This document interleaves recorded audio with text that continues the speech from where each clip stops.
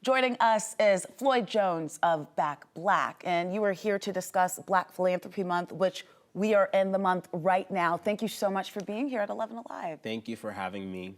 So talk to us a little bit about what is Black Philanthropy Month and what are some of the missions that you all are trying to do at BackBlack? Yes, so Black Philanthropy Month has been around for nearly 2 decades. It's actually been recognized by the UN. It's been recognized and celebrated by over 19 million people around the world.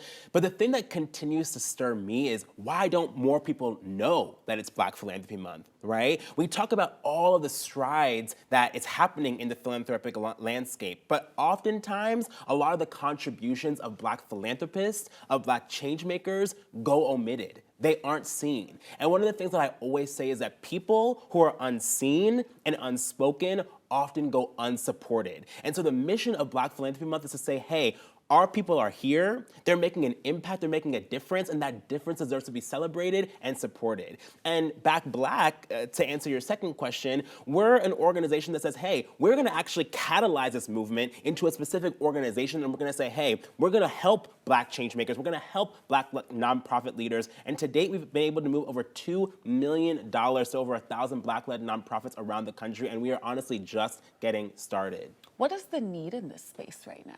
Man, such a great question. I mean, if you look at the stats, Black-led nonprofits to date only receive only 1 to 2% of philanthropic dollars globally.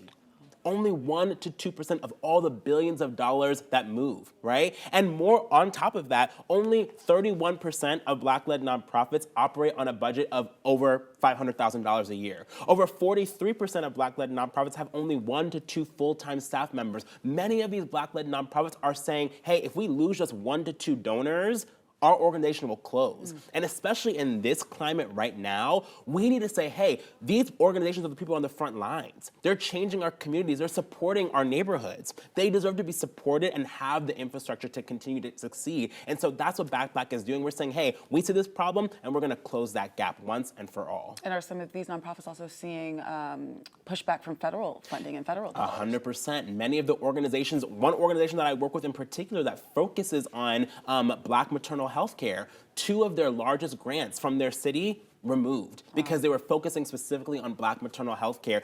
People's lives are actually going to be at risk now because of everything that we're seeing. And so we decided we're gonna take a stand, right? And one of the things that we're doing at BackBlack is mobilizing the companies, the corporate partners, the donors, the giving circles, the volunteers to say, hey, we see the issue, we're not scared. We're gonna stand behind you and stand beside you. And they're coming together. We've built a platform all directly on our website where you can support Black-led nonprofits directly. Can you talk to us about the event that you all have coming up this Thursday, the gathering spot that is surrounding Black Philanthropy Month? 100%. This Thursday at the gathering spot from 6 to 8 p.m., we are having our very own mixer where Black-led nonprofits can come, they can find volunteers, they can find other donors, they can find each other. Because it's all about strength in numbers, right? You can't, if you want to go fast, go by yourself, but if you want to go far, go together. And this is an event where you can go together with your people, with your peers, get support, and continue to grow. And I mean, it's so interesting that you say that because I mean, we always use the phrase, it takes a village to build. 100%. Or don't reinvent the wheel, learn from somebody, grow from somebody, whether that be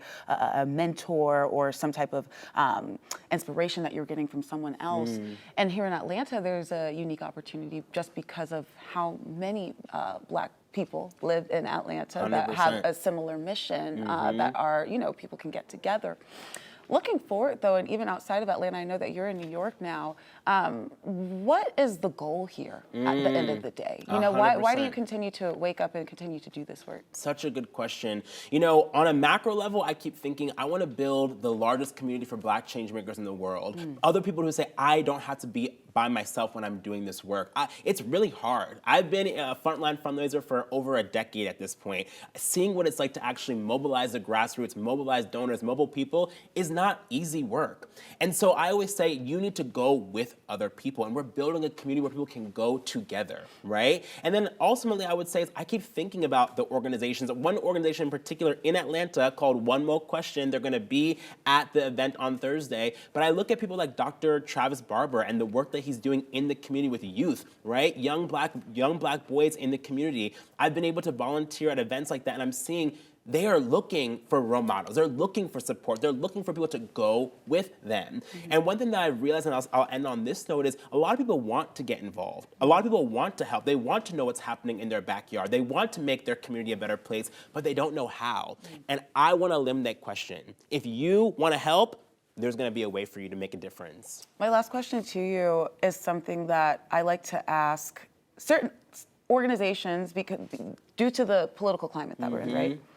Some organizations that back Black maternal health or Black youth, because of the Black in their organization, they might get pushed back from DEI funding, or even people who see it and say, well, don't all kids need help? Why are you just focusing on Black kids? What is your response to those who see it that way? I would say it's not an either or, it's a both and. I don't believe just because you want to support something that is pro-Black doesn't mean you're anti-everyone else. In fact, I think that there is beauty in our diversity, right? There's beauty in what makes you different. Your Blackness is beautiful, your Blackness is bold, right? And I always say, for example, the reason why I'm sitting here with you today is because of a friend who is not Black, who opened up a door, right? And one thing I realized that everybody has a role to play. We are running one race. It is the human race, right? So if I'm not doing well, you're not doing well. If my Black brothers and sisters are not doing well, then my white brothers and sisters aren't doing well, right? We are in this together. And that mindset and that shift, that's what's gonna change the world. All right, now, you heard it here first, y'all. BackBlack, where can they find out more information for you guys? BackBlackMovement.org. BackBlackMovement.org. We'll put more information on 11alive.com. Going down at the gathering spot Thursday, 6 to 8. We will also put more information about that on 11alive.com. Thank you so much for coming in. We appreciate you. Thank you for having me. Thank you. Thank you.